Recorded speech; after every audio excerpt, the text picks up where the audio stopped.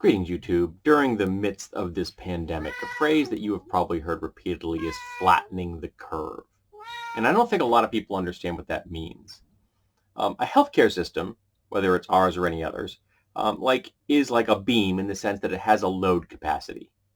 Underneath that load capacity, within the parameters of that load capacity, everything's fine.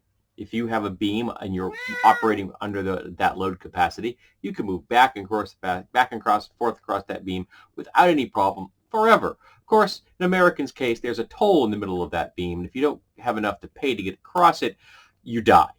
But if you exceed that load in a beam, the beam breaks, and now nobody gets across that beam. Suddenly, the beam doesn't exist, and your access from one side to the other, from illness to health, is destroyed.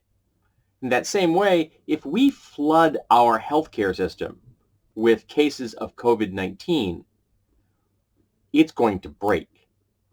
And that just isn't going to affect the people who have the coronavirus and are moving towards the COVID-19. That's going to affect everybody. Because if you break the healthcare system, all the people that are currently being taken care of for everything that isn't COVID-19 aren't going to have a healthcare system to help them.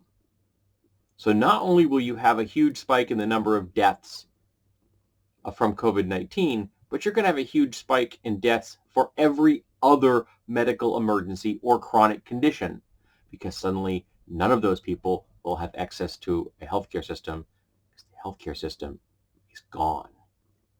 Yes, that's exactly what flattening the curve means. It means staying below that load threshold, never going above it.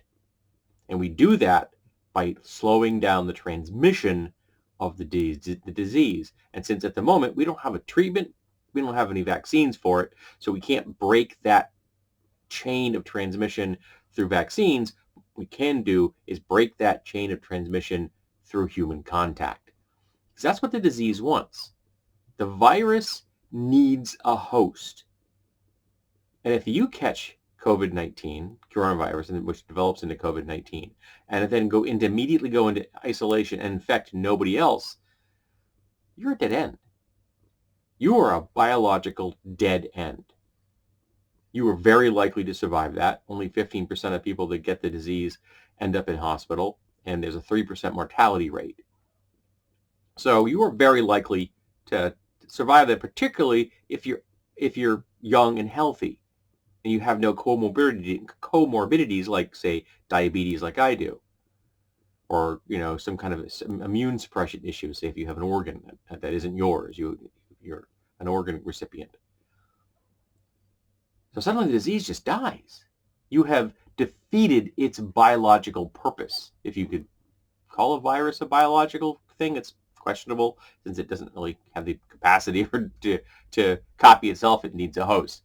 It needs to hijack your cells to continue its life cycle. So that's why we are doing social distancing right now. We're breaking that chain of transmission. And if it works, in the next month, we're going to start seeing when the peak hits, the peak will hit, and then it will drop off fast. Because the peak hasn't got here yet, folks. By the time you see this, it's probably not here yet either. But if we can keep away from each other, if we can cut down on the number of people that we have contact with, we become the biological dead end for that virus. And it can't get past. And then it just burns itself out. And by the time it comes back, because it's going to eventually, we'll have a vaccine for it. And then we become even a better obstacle to its progression. And that's kind of the great thing. That's how science works. Though it is kind of interesting is that there are people out there clamoring right now for a treatment for COVID-19, which I can understand. I would like one too. And I'm sure that some of those people are anti-vaxxers. What's gonna happen when they're told that the only way that they're going to make sure that they and their loved ones don't get COVID-19 is if they get a vaccine? That should be fun.